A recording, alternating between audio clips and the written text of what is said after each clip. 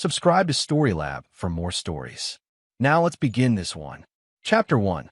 The Perfect Facade. Daniel Bradley adjusted his tie in the bathroom mirror of his suburban home, watching his reflection with the same calculating eyes that had once assessed enemy targets in Kosovo. To his neighbors in Millbrook Heights, he was just another insurance adjuster, quiet, methodical, unremarkable. They had no idea that beneath the pressed khakis and polo shirts lived a man who had spent 15 years in Army Special Operations before transitioning to freelance intelligence work.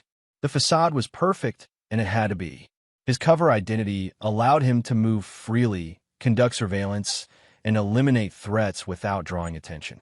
Even his wife Tracy believed the lie. Tracy Bradley, née Davis, was everything Daniel had thought he wanted when he decided to build a normal life. Blonde, vivacious, with a laugh that could light up a room. They'd met at a charity fundraiser 3 years ago, and she'd been drawn to his quiet confidence. What she didn't know was that her husband's business trips involved much darker work than processing insurance claims. "Danny, your coffee's getting cold," Tracy called from downstairs, her voice carrying that slight edge it had developed over the past 6 months. Daniel descended the stairs to find his wife scrolling through her phone, barely acknowledging his presence. She was dressed for her job at the county clerk's office, a position that had seemed perfect for a sheriff's wife when she'd first mentioned her work friend, Warren Lockwood. Warren Lockwood, sheriff of Millbrook County, 42 years old, divorced with 2 teenage daughters he barely saw. Daniel had run a complete background check within hours of hearing the name. Clean record, exemplary service, but Daniel's instincts had immediately flagged something about the way Tracy's eyes lit up when she mentioned him. "Working late again tonight?" Daniel asked, noting how quickly she closed her phone screen. "County budget meeting. Warren thinks it might run past midnight." Tracy's response was practiced, smooth. She'd gotten better at lying. Daniel nodded, playing the understanding husband. "I'll probably be reviewing case files anyway. The Morrison claim is more complicated than I thought."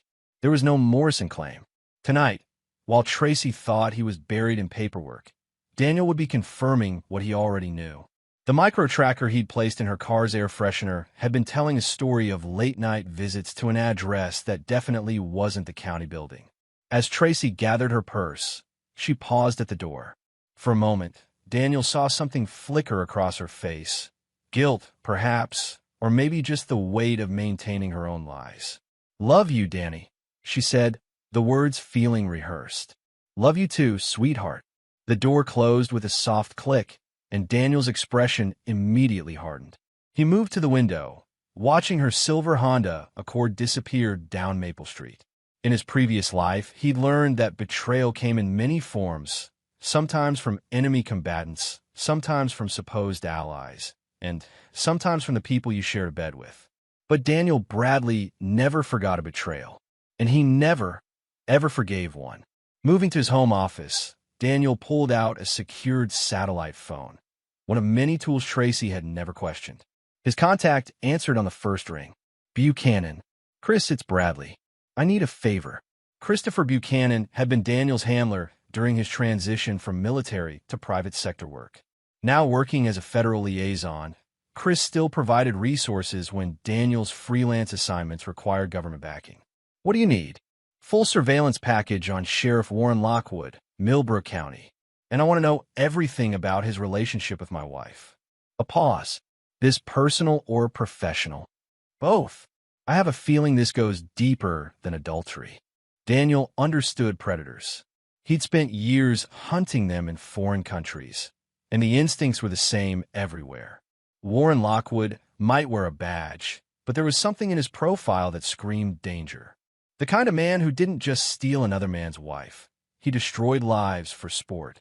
As Daniel began laying out surveillance photos and behavioral analysis reports across his desk, he felt the familiar cold clarity that came before an operation. Tracy and Warren thought they were playing games with a mild-mannered insurance adjuster. They had no idea they'd declared war on a man who had never lost a battle. Chapter 2. Unraveling Threads.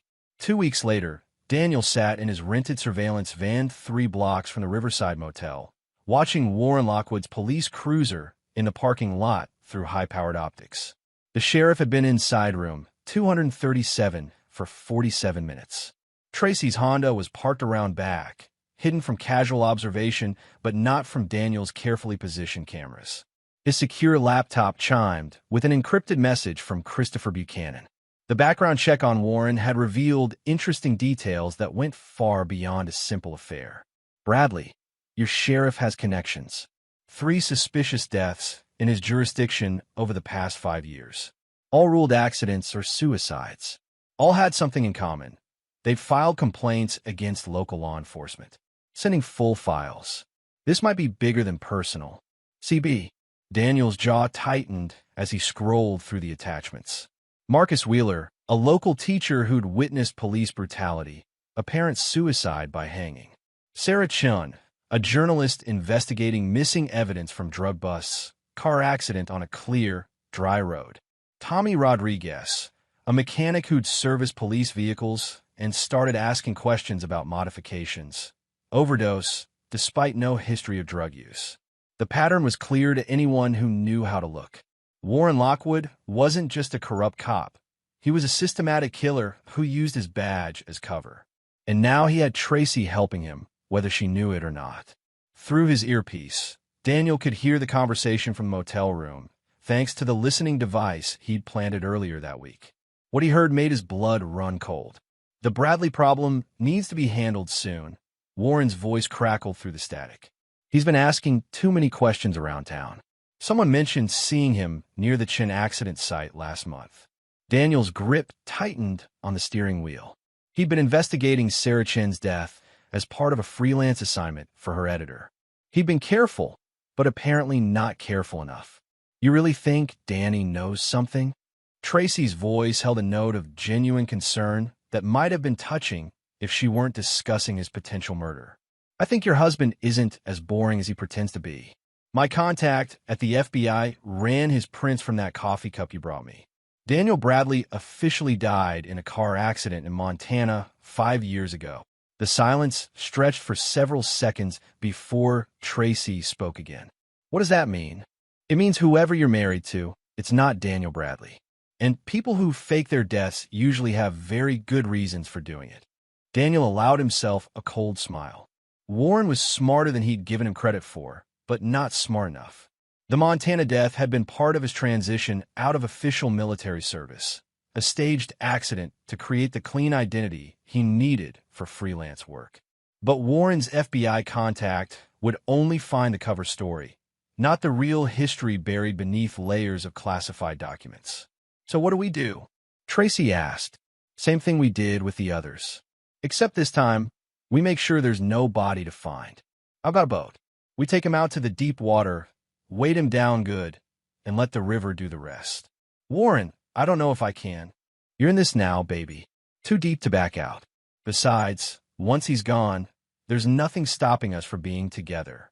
I'm thinking about that life insurance policy you mentioned. Daniel had heard enough. He closed the laptop and started the van's engine, his mind already calculating the next phase of his operation. Warren and Tracy had just admitted to multiple murders and were planning his own death. In the old days, he would have called in an airstrike and watched the building burn. But this was personal now. This required a more intimate approach. As he drove back toward town, Daniel made a mental inventory of resources he'd need. His safe house in the industrial district contained enough weapons and equipment to outfit a small army. His contact network spanned 3 continents. And most importantly, he had something Warren and Tracy didn't expect: the patience to let them make the first move. They wanted to kill Daniel Bradley, the insurance adjuster. Instead, they were about to meet the man who had once cleared an entire terrorist cell using nothing but a knife and his bare hands. But first, he had a phone call to make. "Marcos, it's Bradley," he said when his backup contact answered. "I need you to activate the protection protocols for my wife. She doesn't know what she's gotten into, but she's about to become a very dangerous woman." Marcos Holland, another former military operative now working private security, didn't ask questions. How dangerous? The kind that ends with body bags if we're not careful. "I'm sending you everything I have on Sheriff Warren Lockwood. This is going to get messy. When do we move?" Daniel checked his watch. If his analysis was correct, Warren and Tracy would make their move within the next 72 hours. They'd wait for the right opportunity, probably one of his supposed business trips when his absence wouldn't be immediately noticed. Soon, but I want them to think they're winning first. The best traps look like opportunities. As Daniel pulled into his driveway, he saw Tracy's Honda already in the garage. She was home early, probably preparing for whatever story she'd tell about tonight's budget meeting. He paused at the front door, listening to her moving around inside, humming softly as she prepared to look him in the eye and lie. The old Daniel might have felt something resembling heartbreak, but that man had died in a dozen different conflicts across 3 continents. What remained was a predator who had just learned that his prey was more dangerous than expected, and infinitely more deserving of what was coming. Chapter 3. Into the Trap. The call came on a Thursday evening, exactly 48 hours after Daniel had overheard the motel room conversation. He was in his study, apparently reviewing insurance files, when his secure phone buzzed with a message from an unknown number. "Mr. Bradley, we have your wife. Cabin at Miller's Point. Come alone. Bring no weapons. You have 1 hour. W." Daniel stared at the screen, processing the tactical situation. Miller's Point was an isolated area 20 miles north of town, accessible only by a single dirt road that wound through thick forest. Perfect for an ambush, but also perfect for what Daniel had planned. He'd been expecting this move for 2 days, ever since planting subtle evidence that he was getting too close to Warren's other activities. The bait had been a series of staged photographs left where Tracy would find them. Pictures of the Chun accident site, copies of police reports with highlighted discrepancies, and a fake investigation timeline that suggested he was weeks away from exposing everything. What Warren and Tracy didn't know was that Daniel had been to Miller's Point before. 3 months ago, while scouting potential safe sites for a different operation, he'd mapped every approach, identified all the tactical advantages, and even cached supplies in a hidden bunker he'd constructed in the woods. Daniel checked his watch, 9:47 p.m. If he left now, he'd arrive exactly on schedule. But first, he activated the emergency protocol he'd established with his backup team. A single text message to Christopher Buchanan, going dark. "Lockwood has made his move. If you don't hear from me by midnight, execute Blackwater Protocol." Blackwater Protocol was Daniel's nuclear option, a complete evidence dump that would simultaneously expose Warren's murder spree, reveal Tracy's involvement, and trigger a federal investigation that would leave no stone unturned. It was his insurance policy and his revenge plan if things went sideways. The drive to Miller's Point took 37 minutes through winding country roads. Daniel's Renault sedan, a nondescript gray Toyota that concealed armor plating and run-flat tires, handled the rough terrain with deceptive ease. As he climbed into the hills, Daniel's mind shifted into the cold, calculating state that had kept him alive through countless hostile operations. Through his night vision optics, Daniel could see the cabin's warm glow filtering through the trees. Warren's patrol car was parked out front, along with an unmarked SUV that Daniel's sources had identified as belonging to Deputy Jake Morris, Warren's most trusted accomplice, and, according to Chris's intelligence, his partner in at least 2 of the previous murders. Daniel parked exactly where Warren would expect him to, in full view of the cabin, vulnerable to crossfire from multiple angles. As he walked toward the front door, he appeared every inch the desperate husband coming to save his wife. What the watchers couldn't see were the ceramic knife blades concealed in his belt, the flashbang grenades disguised as cigarette packs, or the GPS beacon that was already transmitting his location to Marcos Holland's tactical team. The door opened before he could knock. Warren Lockwood stood silhouetted against the interior light, his service weapon drawn but held casually at his side. He was exactly what Daniel had expected, tall, broad-shouldered, with the kind of confidence that came from years of unchallenged authority. "Mr. Bradley, or should I say, whoever you really are." Daniel raised his hand slightly, playing the part. "Where's my wife?" Warren gestured him inside with the gun barrel. The cabin's interior was spartanly furnished, a few chairs, a table, and a stone fireplace that cast dancing shadows across the walls. Tracy sat in one of the chairs, her hands zip-tied behind her back and duct tape covering her mouth. Her eyes were wide with fear, but Daniel couldn't tell if she was afraid for him or of him. She's fine. For now.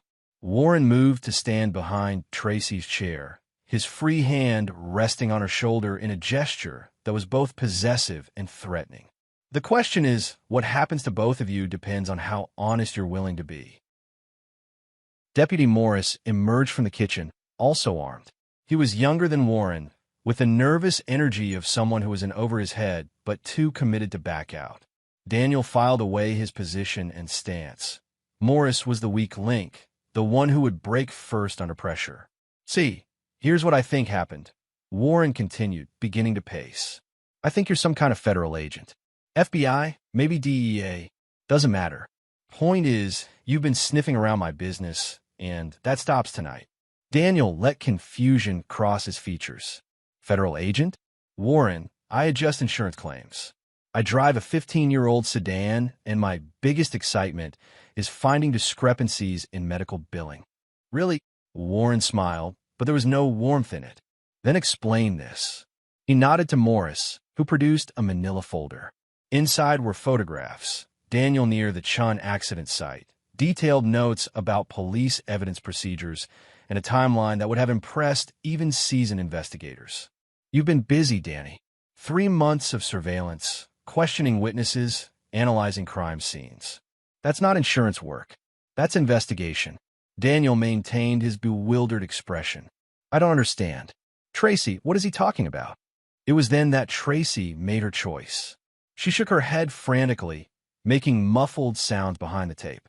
When Warren pulled it away, her first words weren't what Daniel expected. "Danny, run. He's going to kill us both. Warren's insane. He murdered those people, and he thinks you know about it." The surprise on Warren's face was genuine. Whatever he'd expected from Tracy, it wasn't a betrayal. But Daniel had seen this before. When death became real, people often discovered loyalties they didn't know they had. "Shut up." Warren backhanded Tracy across the face, sending her chair toppling sideways. "You stupid bitch, you were supposed to." That's when Daniel moved. The first ceramic blade took Morris in the throat before he could raise his weapon. The second buried itself in Warren's gun hand, causing him to drop his service pistol. In the space of 3 seconds, Daniel had transformed from mild-mannered insurance adjuster to lethal predator. But Warren was tougher than his deputy. Instead of going for his weapon, he lunged for Tracy, hauling her upright and pressing a backup pistol to her temple. "Stop right there. I don't know who you are, but your wife dies if you take another step." Daniel froze, calculating angles and probabilities. At this distance, with an unstable shooter holding a hostage, even his enhanced reflexes couldn't guarantee Tracy's safety. "Let her go, Warren. Your fight is with me. My fight is with whoever's been trying to destroy my life." Warren's voice was rising, panic beginning to override his tactical thinking. "You think I don't know what this is? You're trying to frame me for murders I didn't commit." Daniel almost laughed. Even now, with the evidence stacked against him, Warren was trying to maintain his innocence. But there was something in his tone, a genuine confusion that made Daniel recalculate the situation. If you didn't kill them, then who did? Warren's expression shifted, and for a moment, Daniel saw not a corrupt sheriff but a man who was in over his head. I covered things up, made evidence disappear, but I never killed anyone." "Then who?" The rifle shot came through the window, taking Warren's head apart in a spray of blood and bone. Tracy's scream echoed through the cabin as Daniel dove for cover, his mind racing through new calculations. Someone else was here, someone who had been waiting for this exact moment. As Daniel dragged Tracy behind the overturned table, he could hear vehicles approaching. Multiple engines, moving fast.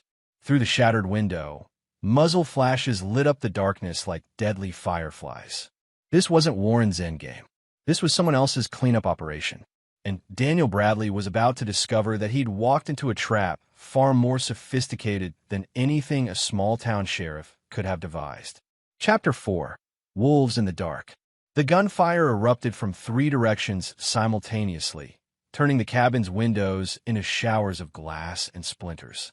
Daniel pressed himself against the floor, pulling Tracy down beside him as bullets chewed through the wooden walls above their heads. In the strobing muzzle flashes, he caught glimpses of their attackers, at least 6 figures in tactical gear, moving with military precision.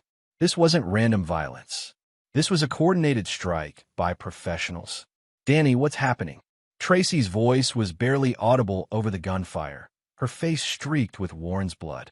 "Someone who wants us both dead," Daniel replied, his mind racing through tactical options. The cabin's construction was typical rural American: wood frame, minimal cover, multiple vulnerability points. They had perhaps 90 seconds before the attackers finished their suppression fire and moved to assault positions. Daniel's fingers found the GPS beacon clipped to his belt. Marcos Holland's team would be responding to the emergency signal, but they were at least 20 minutes out. In a firefight, 20 minutes might as well be 20 hours. The gunfire paused, and Daniel heard the distinctive sound of magazines being reloaded. In that brief lull, he recognized something that chilled his blood. The attackers were communicating in Russian. "Sector clear. Moving to position 2. Target acquisition negative. Confirm Bradley location. Orders are both subjects eliminated. No witnesses." Daniel's blood went cold. Whoever had sent this team knew his real name and wanted him dead specifically. This wasn't about Warren's local corruption. This was connected to his previous life. "Listen to me carefully," he whispered to Tracy. "When I move, you go out the back window and run for the tree line. Don't stop, don't look back. Follow the creek bed north for 2 miles, then wait for pickup. I'm not leaving you." "Yes, you are."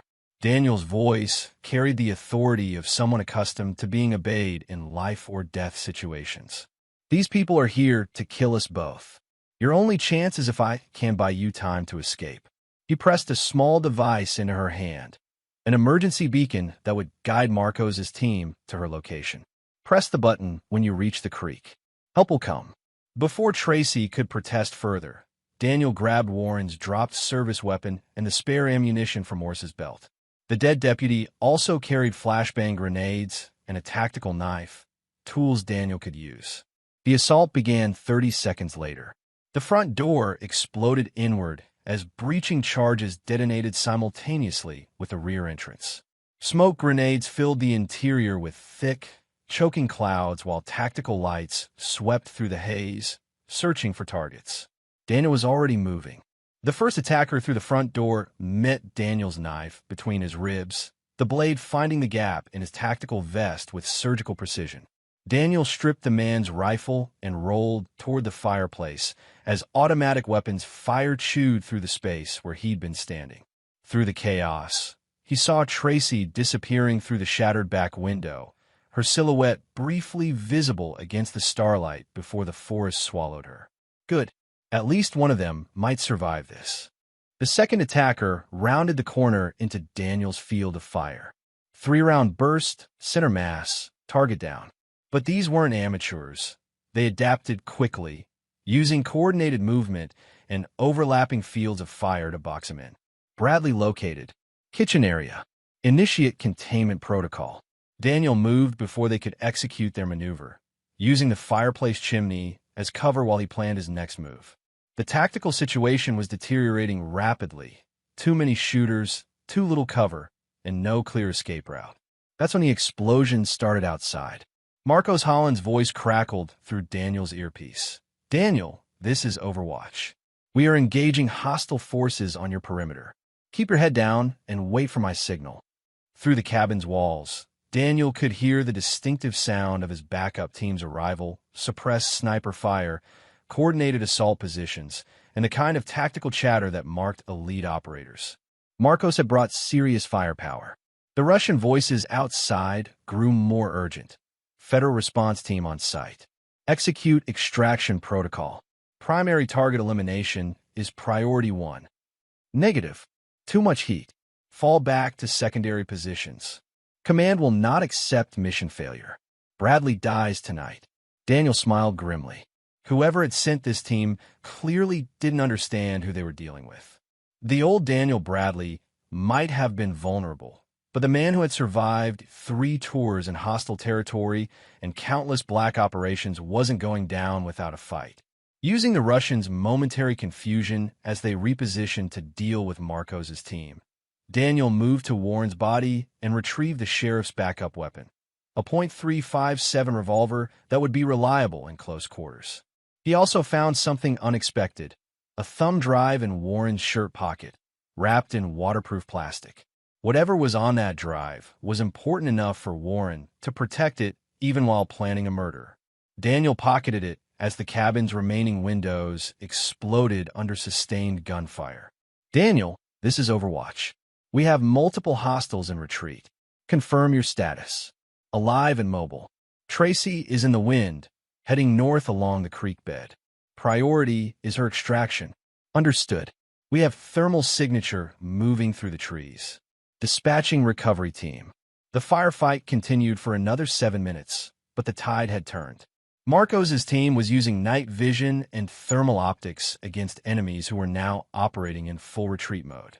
One by one, the muzzle flashes went silent. When the silence finally came, it was absolute.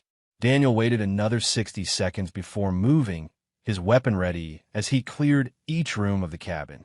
Morris and Warren were dead, along with 2 of the Russian operatives. The others had vanished into the forest, but they'd left behind evidence, weapons, equipment, and most importantly, tactical communications gear that might reveal who had sent them. "Building secure," Marcos announced as he entered through the destroyed front door. 4 hostiles down, 3 escaped. "Tracy is safe. We found her at the creek, and she's being medically evaluated." Daniel holstered his weapon and surveyed the carnage. This wasn't about Warren's local operation. Someone used his corruption as cover for a much bigger play. Any idea who? Daniel held up the thumb drive he'd taken from Warren's body. "Maybe. But first I need to know how Russian special forces knew I was going to be here tonight." The implications were chilling. Someone with access to high-level intelligence had orchestrated this entire scenario: Warren's corruption, the affair with Tracy, even Daniel's investigation. They'd been manipulated into this confrontation, and only Marcos's timely intervention had prevented it from ending with everyone dead. As Marcos coordinated the cleanup operation, Daniel stepped outside the cabin and looked up at the star-filled sky. Somewhere out there, the people responsible for tonight were probably already planning their next move. They'd made one crucial mistake, though. They tried to kill Daniel Bradley and failed. Now, he wasn't just investigating corruption or dealing with a cheating wife. Now, he was hunting the people who had turned his life into a war zone. And Daniel Bradley had never lost a war. Chapter 5, Digital Ghosts. The safe house in the industrial district looked like any other abandoned warehouse from the outside. Inside, however, it contained enough surveillance equipment and weapons to outfit a small military unit. Daniel sat at a bank of computer monitors, the thumb drive from Warren's body connected to an air-gapped system designed to analyze digital evidence without risking contamination of his primary networks. Tracy sat across the room, wrapped in a blanket and nursing a cup of coffee that had gone cold an hour ago. She hadn't spoken much since Marcos's team had extracted her from the woods. The psychological shock of watching Warren's head explode, followed by a running gun battle through the forest, had left her in a state of stunned silence. The drive contains financial records, Christopher Buchanan reported over the secure video link. Wire transfers, offshore accounts, payment schedules. Warren was receiving money from a shell company called Meridian Solutions. $50,000 every month for the past 3 years. Daniel scrolled through the files, his expression growing darker with each revelation. Payment for what services? According to the metadata, Warren was providing intelligence on federal investigations in his jurisdiction. Specifically, any FBI or DEA operations that might impact certain business interests in the region. What kind of business interests? That's where it gets complicated. Chris's face on the monitor looked grim. Meridian Solutions is owned by another shell company, which is owned by another shell company. But if you follow the ownership chain far enough, it leads to Viktor Petrov. Daniel's blood went cold.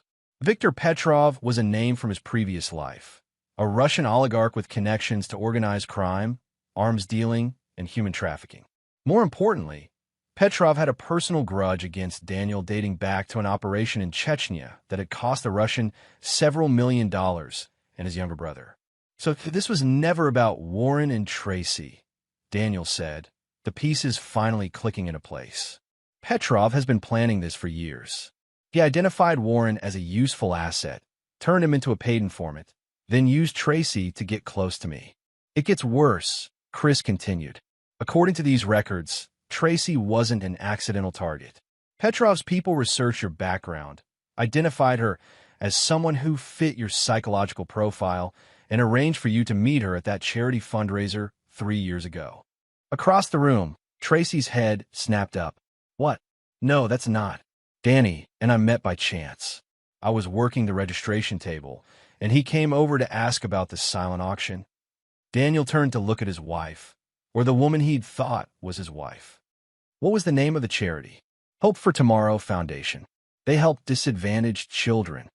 A foundation that existed for exactly 6 months, organized exactly one event, and disappeared immediately afterward, Daniel said quietly.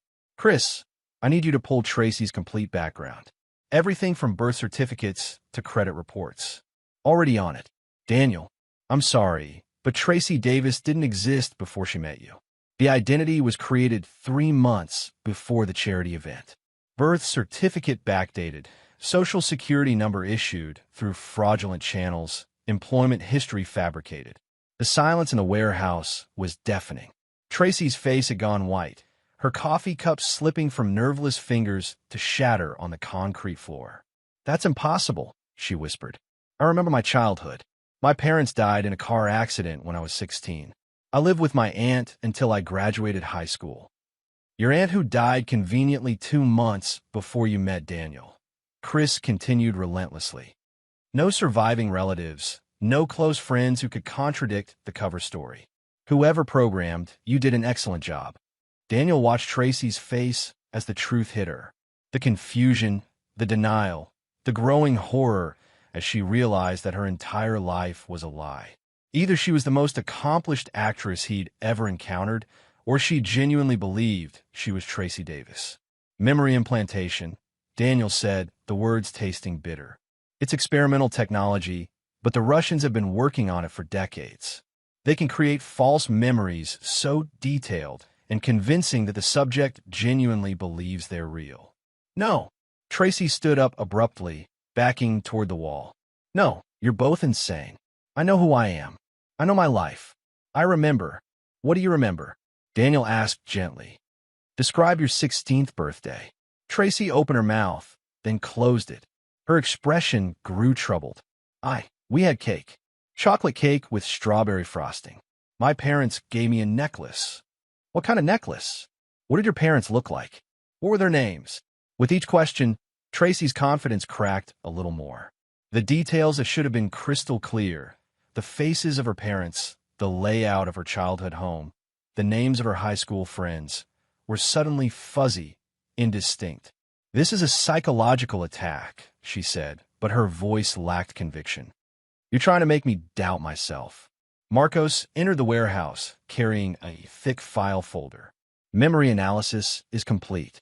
We found the implantation markers, specific neural patterns that indicate artificially induced memories. Whoever did this to you is very good at their job. Daniel studied the woman he'd been married to for 3 years. In one sense, she was as much a victim as he was a weapon crafted by his enemies and aimed at his heart. But in another sense, she was the most dangerous threat he'd ever faced because he still cared about her. The question, Daniel said, is whether the affair with Warren was part of your programming or a genuine choice. Tracy's face crumpled. I don't know anymore. I thought I loved him, but now I can't tell what's real and what's not. The secure phone rang, interrupting the emotional minefield they were navigating. Daniel answered on the first ring. Bradley. Mr. Bradley, this is Agent Rosa Schaefer, FBI Counterintelligence. We need to talk. Viktor Petrov has activated additional assets in your area, and we have reason to believe the attack at Miller's Point was just the opening move. Daniel looked around the warehouse, at the weapons, the surveillance equipment, The woman whose entire existence was a lie designed to destroy him. 3 years of marriage, 3 years of thinking he'd found peace, 3 years of building a life that had been rotting from the inside like a poison tree. Agent Schaefer, I think it's time Viktor Petrov learned that some people are too dangerous to manipulate. Mr. Bradley, I need you to stay put and let federal law enforcement handle this situation. Daniel smiled, but there was no warmth in it. Agent Schaefer, federal law enforcement has been trying to handle Viktor Petrov for 15 years. I handled his brother in 48 hours. He hung up the phone and turned to Marcos. How long would it take to arrange transport to Montenegro? 6 hours. But Daniel, if you go after Petrov directly, you'll be walking into a fortress surrounded by private military contractors and government protection. Good. I prefer a direct approach. Daniel began gathering equipment from the weapons locker. High-velocity rifles, shaped charges, communications gear, and the kind of tools that turned one man into an army. Tracy watched him prepare for war, her face a mixture of fear and something that might have been admiration. What about me? What happens to the woman who doesn't really exist? Daniel paused in his preparations. The old him might have tried to save her, might have attempted to separate the victim from the weapon.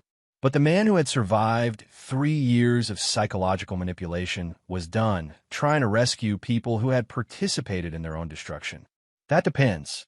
Do you want to discover who you really are, or do you want to keep living Viktor Petrov's version of your life? The question hung in the air like smoke from a funeral pyre. Because whatever Tracy decided, Daniel Bradley was done being anyone's target. Now he was going hunting. Chapter 6, The Devil's Bargain. Agent Rosa Schaefer arrived at the warehouse 30 minutes after Daniel's phone call, accompanied by a tactical team that clearly expected resistance. What she found instead was Daniel sitting calmly at a conference table, detailed maps of Montenegro spread before him like he was planning a vacation. Mr. Bradley, you need to stand down. Viktor Petrov is under federal surveillance, and any unauthorized action could compromise years of investigation. Daniel didn't look up from his maps. Agent Schaefer, how many American citizens has Viktor Petrov killed while under your surveillance? That's classified information. The answer is 47. Daniel finally raised his eyes to meet hers. I've done my research. 47 confirmed kills on American soil over the past 5 years, and your investigation has produced exactly 0 indictments. Rosa Schaefer was younger than Daniel had expected, probably early 30s, with the kind of sharp intelligence that came from surviving in the federal bureaucracy while maintaining actual principles. She wore her authority like armor, but Daniel could see the doubt beneath the professional facade. The situation is more complex than you understand. Petrov has diplomatic immunity and protection at the highest levels of government. We can't just send in a hit team. You can't. I can. Marcos cleared his throat from his position near the weapons locker. Actually, there might be a third option. Rosa, what if I told you we could give you Petrov's entire network? Names, accounts, operational details. Everything you need to roll up his organization permanently. Rosa's attention sharpened. I'm listening. Daniel activated a wall-mounted display, showing financial flowcharts that Christopher Buchanan had compiled from Warren's files and additional intelligence. Petrov has been building a network of corrupted officials across 6 states. Sheriffs, judges, federal agents, politicians. The thumb drive from Warren Lockwood is just one piece of a much larger puzzle. We could deliver all of it, Marcos continued. Complete evidence packages, witness testimony, financial records. Enough to destroy Petrov's American operations and put half his network in federal prison. In exchange for what? Daniel smiled coldly. Official sanction for a direct action mission against Petrov himself. No federal oversight, no questions about methods, and complete immunity for any collateral damage. Absolutely not. The FBI doesn't authorize assassination missions. Then you'll never get Petrov. He's too well protected, too connected, and too smart to be taken down through conventional law enforcement. Daniel stood and walked to one of the maps. But there's another problem. Petrov knows that I know about his network. He's going to start eliminating assets to protect himself. Your surveillance targets are going to start turning up dead. Rosa studied the intelligence displays, her expression calculating. How do you know all this? Because it's what I would do. Clean house, eliminate witnesses, and disappear until the heat dies down. By the time your investigation gets authorization to move, there won't be anyone left to arrest. He's right, said a new voice from the warehouse entrance. Christopher Buchanan entered, carrying a tablet that showed news feeds from across the region. 3 of Petrov's known associates died in the past 6 hours. Car accidents, home invasions, apparent suicides. The cleanup has already started. Rosa looked at the news reports, her face growing pale as she recognized names from her own investigation files. Judge Herman Willis, he was supposed to testify next month. Now he's dead, Daniel said bluntly, along with 2 sheriff's deputies and a county clerk. Petrov is cutting loose ends, and anyone connected to his network is a target. Tracy, who had been silent during the entire exchange, suddenly spoke up. Including me. Everyone turned to look at her. Since learning the truth about her identity, she'd been struggling with questions about her own nature and past. But something in her expression had changed, a hardness that hadn't been there before. If I'm a weapon he created, and if his network is being exposed, then I'm a liability. He'll want me dead too. Daniel nodded grimly. Which means anyone who tries to protect you is also a target. Every FBI safe house, every federal marshal, every witness protection program. He'll find you, and he'll eliminate everyone in his way. The implications sank in slowly. Rose's investigation wasn't just compromised. It was actively endangering everyone involved. As long as Petrov remained free and operational, no one connected to the case would be safe. So what exactly are you proposing? Rosa asked. Simple, Daniel replied. You give me 48 hours. I go to Montenegro, I eliminate Petrov, and I download everything from his personal systems before his security team can sanitize the computers. You get complete intelligence on his network, his finances, and his operations. In return, I get immunity for any actions taken during the mission. And if you fail, then you proceed with your investigation knowing that you tried every option. But Agent Schaefer, I've read Viktor Petrov's file. He's not going to be taken alive, and he's not going to let himself be arrested. This ends with violence whether I'm involved or not. Rosa was quiet for a long moment, weighing federal protocols against practical realities. Daniel could see her calculating the political costs of authorizing an illegal assassination against the human costs of letting Petrov continue his operations. There would have to be conditions. No civilian casualties, no international incidents, and complete operational silence. If this goes wrong, the Bureau will deny any knowledge of your actions. Understood. And what about her? Rosa gestured toward Tracy.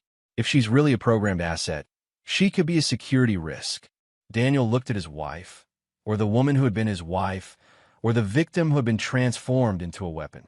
The programming that had made her betray him might also make her betray any attempt to protect her. That's not your problem, he said finally. Tracy is my responsibility. What does that mean? Daniel's expression grew cold. It means I handle my own problems. Rosa studied his face and apparently decided she didn't want to know the details. 48 hours, Mr. Bradley. And then this becomes a federal investigation again. After Rosa and her team left, the warehouse fell silent except for the hum of electronic equipment. Daniel continued studying his maps, while Marcos checked weapons and communication gear. Tracy sat in the corner, lost in thoughts about memories that might not be real and a life that had been scripted by strangers. Danny, she said finally, using the name she'd called him for 3 years. When this is over, what happens to us? Daniel didn't look up from his maps. There is no us, Tracy. There never was. There was just me and a weapon designed to look like a wife. But if the memories are false, if I was programmed, doesn't that mean I'm not responsible for what I did? Now Daniel did look at her, and his eyes held no warmth at all. You chose to sleep with Warren Lockwood. Programming might have made you vulnerable to manipulation, but it didn't make that choice for you. So that's it? 3 years of marriage means nothing. 3 years of lies means exactly that. Nothing. Daniel returned to his maps, But Tracy's voice stopped him. Then why are you protecting me? Why not just let Petrov's people kill me and solve your problem? The question hung in the air for several heartbeats before Daniel answered. Because I keep my promises, even to weapons that look like wives. He began packing the weapons he would need for Montenegro, each piece of equipment selected with the cold precision of a man who had accepted that some problems could only be solved with violence. In 47 hours, Viktor Petrov would learn what happened when someone tried to turn Daniel Bradley's life into a weapon. Chapter 7. Into the Lion's Den. The Adriatic coastline of Montenegro gleamed like hammered silver in the pre-dawn light as Daniel's boat approached the private dock of Viktor Petrov's compound. From a distance, the estate looked like a luxury resort. White stone buildings cascading down the hillside, manicured gardens, and a yacht basin that could accommodate vessels worth tens of millions. But Daniel's enhanced optics revealed the defensive reality beneath the facade. Guard towers disguised as architectural features, motion sensors hidden among the landscaping, and roving patrols of men who moved with military precision. Petrov's fortress was designed to repel everything from yacht-based assaults to helicopter insertions. What it wasn't designed for was a single operative who had memorized every security protocol and defensive position from 3 months of satellite surveillance. Overwatch, this is Hunter. Beginning final approach. Christopher Buchanan's voice crackled through Daniel's earpiece from the FBI surveillance post 12 miles offshore. Copy, Hunter. Thermal shows 43 heat signatures in the compound. Petrov is confirmed in the main house, 3rd floor, eastern wing. Daniel checked his equipment one final time. Suppressed rifle, shaped charges, electronic warfare gear, and enough ammunition to fight his way through a small army. But his primary weapon wasn't hardware, it was information. For the past week, while Agent Rosa Schaefer believed he was planning a frontal assault, Daniel had been implementing a much more sophisticated strategy. Using intelligence gathered from Warren's files and additional sources, he'd identified 3 of Petrov's key lieutenants and systematically compromised their personal communications. The security chief believed there was an internal investigation into missing weapons. The financial officer thought a rival organization was planning to steal operational funds. The head of computer security was convinced that foreign intelligence services had penetrated their networks. Each man was primed to suspect the others of betrayal. Daniel just needed to light the fuse. He anchored his boat in a small cove 200 meters from the main dock and slipped into the water, his wetsuit and rebreather gear allowing him to approach underwater. The compound's sonar was sophisticated, but it was calibrated to detect vessels, not individual swimmers. Daniel reached the shore undetected and moved through the darkness toward his first objective, the communications center that controlled all external communications for the compound. If Petrov couldn't call for help, his private army would be operating blind. The guard patrol passed Daniel's position exactly on schedule. Petrov's security was professional but predictable. Daniel waited until they were 40 meters away, then sprinted across the open ground to the communications building. The door locks were electronic, but not beyond his capabilities. Within 90 seconds, Daniel was inside the building, planting charges designed to take out not just the communications equipment, but the backup power systems as well. But he wasn't just destroying communications, he was replacing them. The modified transmitter Christopher Buchanan had provided would override Petrov's internal radio network, allowing Daniel to broadcast messages that would appear to come from legitimate sources within the compound. The psychological warfare could begin. Daniel activated the device and began transmitting on the security chief's frequency. All units, this is Volkov. We have confirmation of insider betrayal. Kozlov is selling information to American agents. All security protocols are compromised. Initiate lockdown immediately. The response was immediate.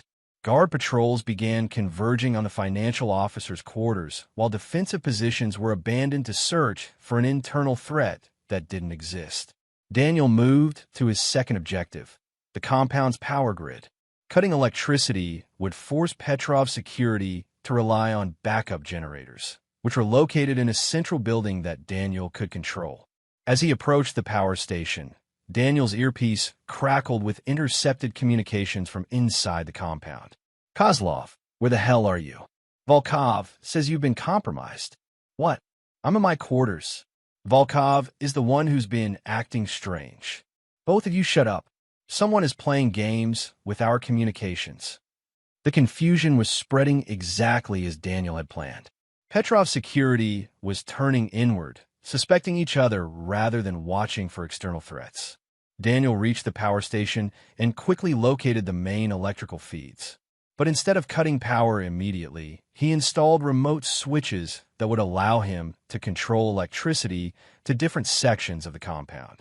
Darkness was a weapon, but selective darkness was even better.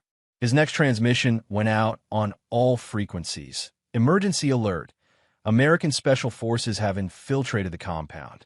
They're using our own communications against us. Trust no one except direct visual confirmation from Mr. Petrov himself. That should paralyze their command structure completely. No one would know who to trust or what orders to follow.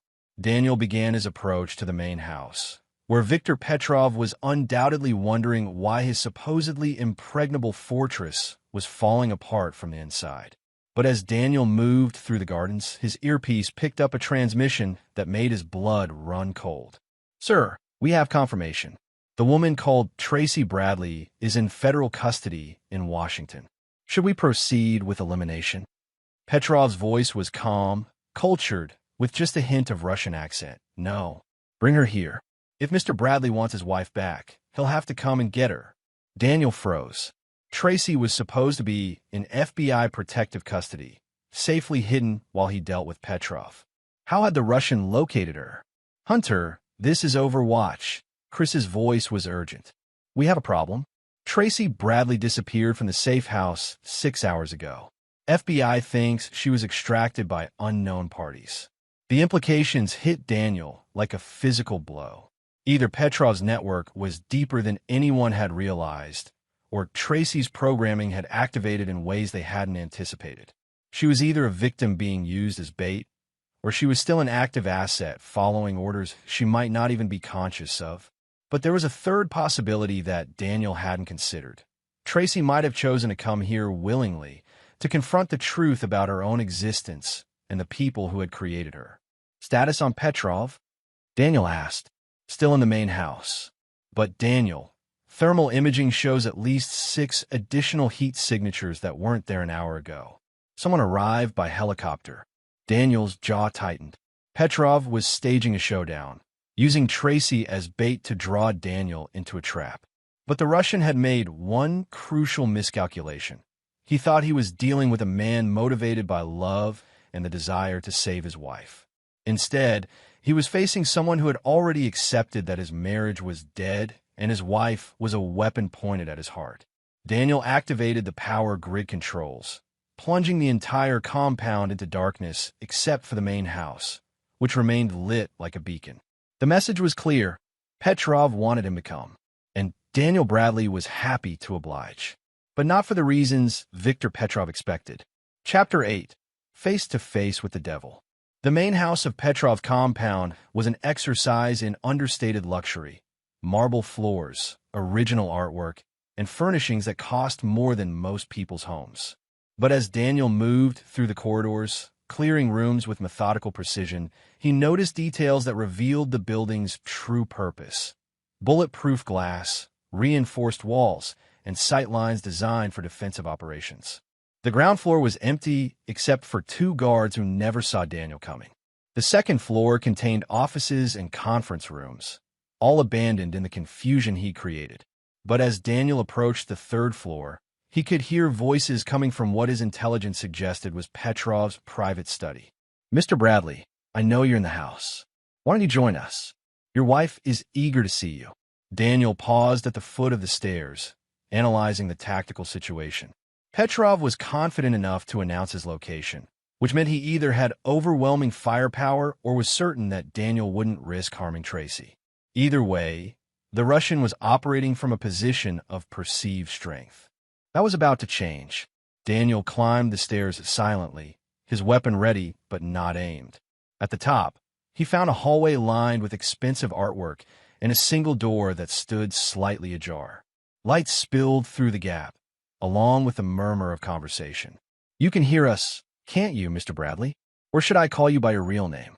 The ghost who destroyed my operations in Chechnya and killed my brother." Daniel approached the door, using a small mirror to assess the room's interior before exposing himself. What he saw made him pause. Petrov stood behind an ornate desk, relaxed and confident. To his right, two armed guards flanked a high-backed leather chair. And in that chair sat Tracy, apparently unrestrained and completely calm. "Hello, Danny," she said as Daniel entered the room. "I've been waiting for you." Daniel kept his weapon lowered but ready as he studied the scene.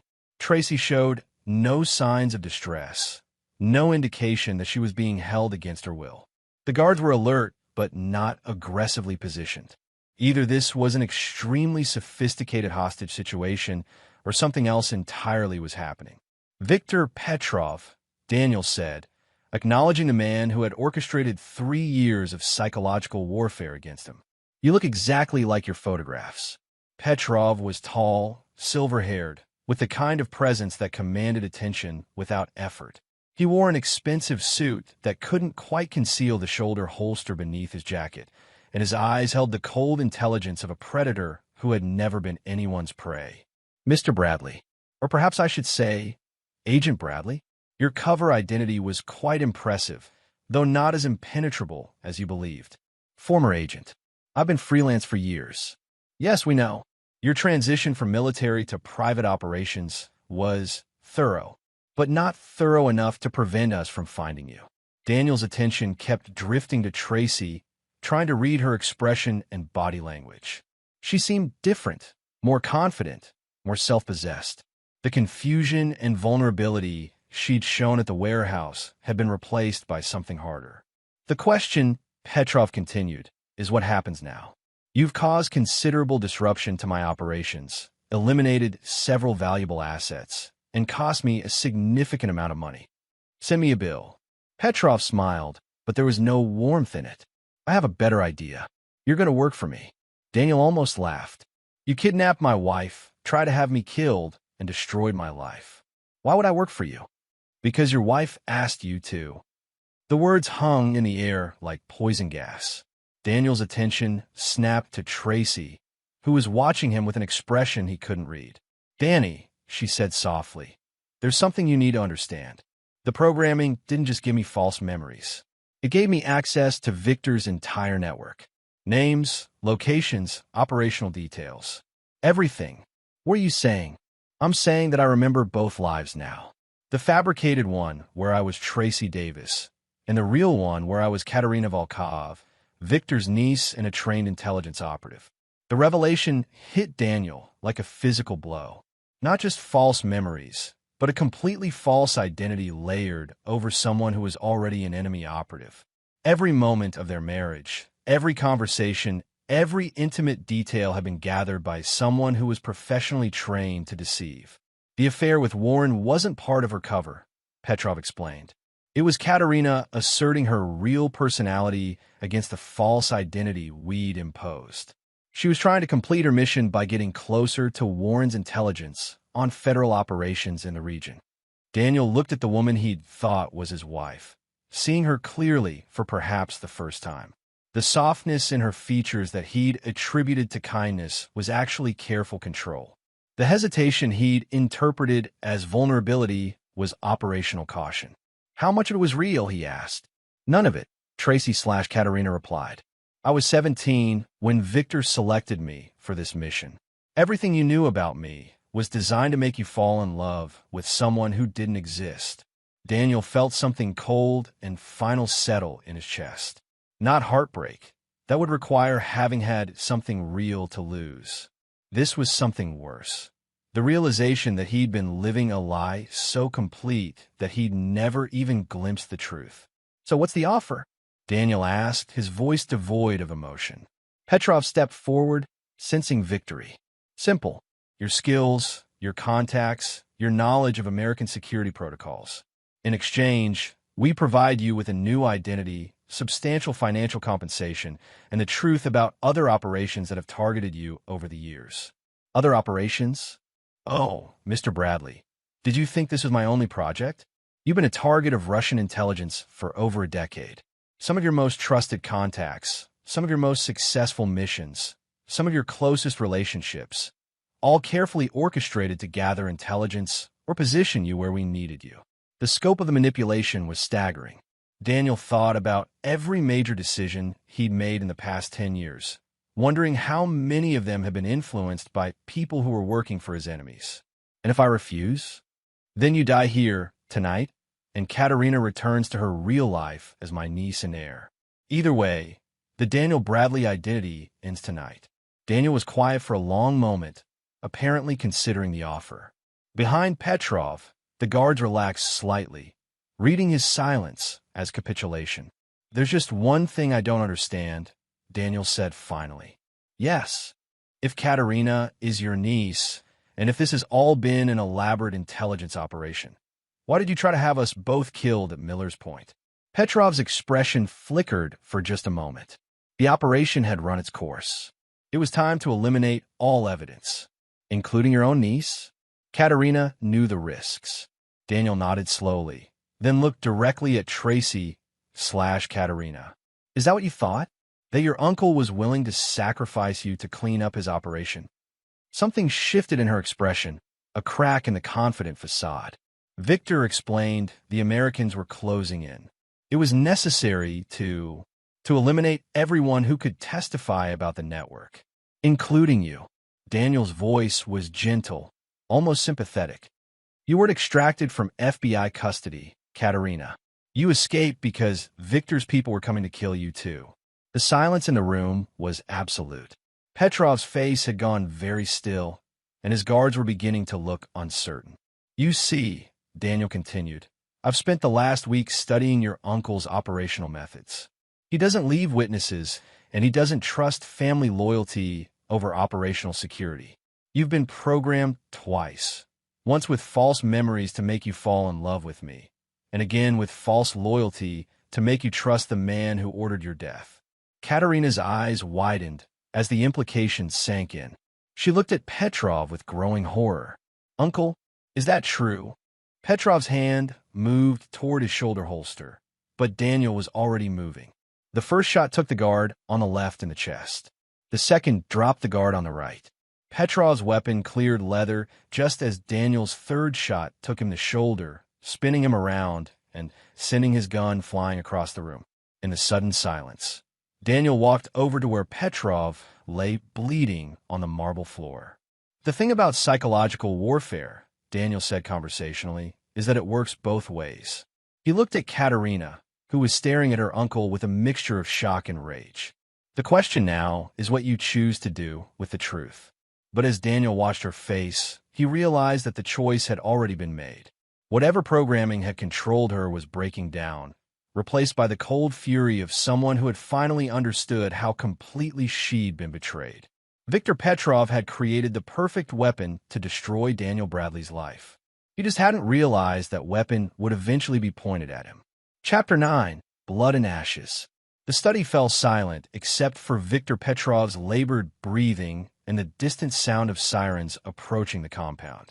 Daniel stood over the wounded Russian, his weapon trained on the man who had orchestrated 3 years of psychological warfare, while Katerina sat motionless in the leather chair, staring at her uncle with eyes that held no trace of the woman who had called herself Tracy. The Montenegro police will be here in 15 minutes, Daniel said, checking his watch. Enough time to finish this conversation.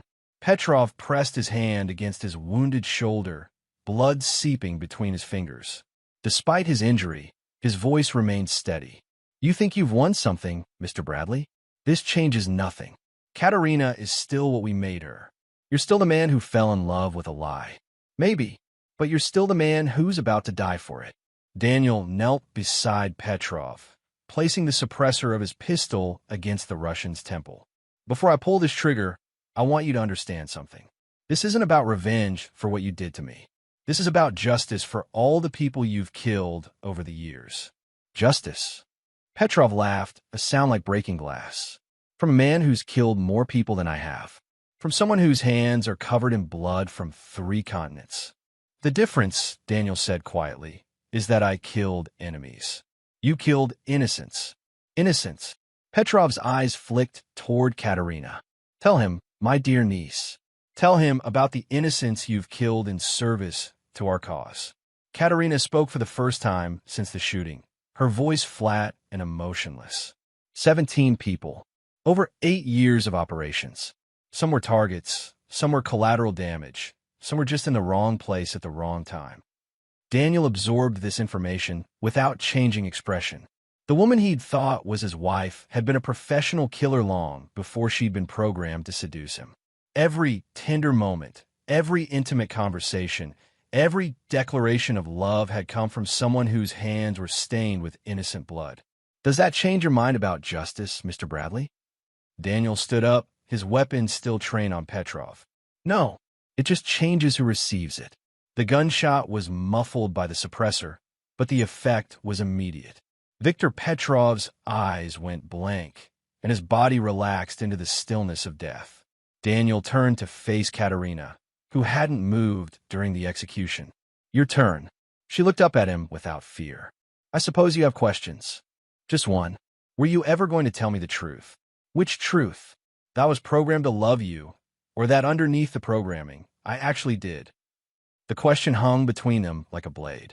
Daniel studied her face, looking for deception, for manipulation, for any sign that this was another layer of the psychological warfare that had defined their relationship. The programming created false memories, Katerina continued, but it couldn't create false emotions. The woman who loved you was real, even if everything else about her was fabricated. And the affair with Warren? The Katerina part of me asserting itself. The trained operative trying to complete her mission by getting closer to his intelligence network. But also, she paused, struggling with words. Also the only way I could rebel against loving someone I was supposed to destroy.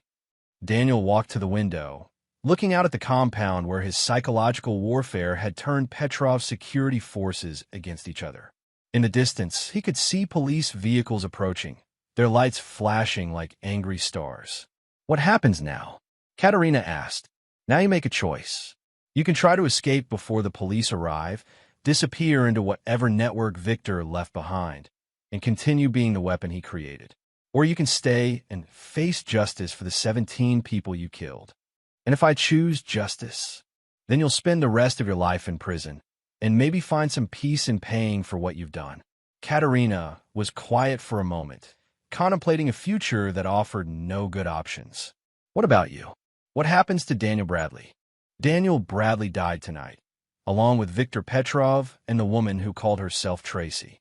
What's left is just someone who has to live with the consequences of loving a lie. The sirens were getting closer. Daniel could hear vehicles in the compound's driveway, voices shouting in Montenegrin, the sound of boots on marble floors below. I need to go, Daniel said, moving toward the window that led to the balcony and his planned escape route. Danny, wait. He turned back to look at her one final time. Katerina had stood up from the chair, and for a moment, he could see traces of the woman he'd thought was his wife. The soft expression, the vulnerability, the love that might have been real even if everything else was false. I'm sorry, she said, for all of it, for the lies, for the betrayal, for not being the woman you deserve to love. Daniel studied her face, memorizing details he would carry for the rest of his life. I know. Then he was gone, disappearing over the balcony as the police reached the 3rd floor. Katerina heard them shouting, heard the door being kicked in, heard the gasps as they discovered the bodies. She remained standing beside her uncle's corpse, her hands visible and empty, as armed officers flooded into the room. When they demanded she identify herself, she answered truthfully for perhaps the first time in 8 years. My name is Katerina Volkov. I am a Russian intelligence operative, and I surrender myself to the authorities. As the police handcuffed her and read charges in broken English, Katerina caught a glimpse of movement on the hillside beyond the compound. A single figure making his way toward the coastline, moving with the purposeful stride of someone who had finally finished a job. Daniel Bradley had kept his promise. The people responsible for destroying his life were dead or facing justice. The network that had manipulated him for years was exposed and broken. But as Katerina was led away in handcuffs, she wondered if he understood the true cost of his victory. He'd won the war against his enemies, but in doing so, he'd lost everything that made the victory worth having. 3 days later, Agent Rosa Schaefer received an encrypted message with attachments containing complete intelligence on Viktor Petrov's American network. 47 arrests followed, including corrupt officials in 6 states and 3 federal agencies. The largest counterintelligence operation in FBI history was credited to anonymous sources and closed dozens of cases that had been stalled for years. Katerina Volkov was extradited to the United States, where she pled guilty to multiple charges and received life in prison without possibility of parole. During her sentencing, she made a statement to the court. "I killed 17 innocent people in service to causes I believed in. I betrayed a man who loved me because I was programmed to do so. I cannot undo these actions, but I can spend the rest of my life ensuring that the intelligence I possess is used to prevent others from following the same path." The judge noted her cooperation with federal authorities and recommended she be housed in a facility where her intelligence background could be used for counterterrorism education. And somewhere in the world, a man who was no longer Daniel Bradley read about the trial in a newspaper while sitting in a cafe in a city where no one knew his name.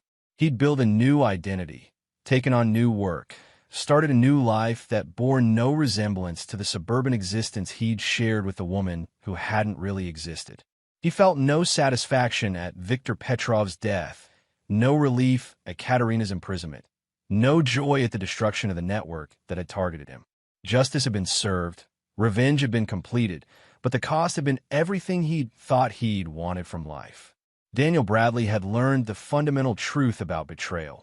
Sometimes winning meant accepting that you'd lost everything worth fighting for in the first place. But he'd also learned something else. He'd learned that some prices were worth paying, and some battles were worth fighting even when victory felt like defeat.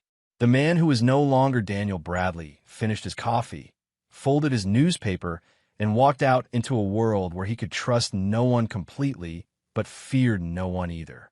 He'd become exactly what his enemies had always claimed he was. A ghost who could disappear at will, strike without warning, and leave no trace of his passing. It wasn't the life he'd planned, but it was the life their betrayal had earned. And in the end, that was justice enough. This is where our story comes to an end. Share your thoughts in the comments section. Thanks for your precious time. If you enjoyed this story, then please make sure you subscribe to this channel. That would help me a lot. Click on the video you see on the screen, and I will see you there.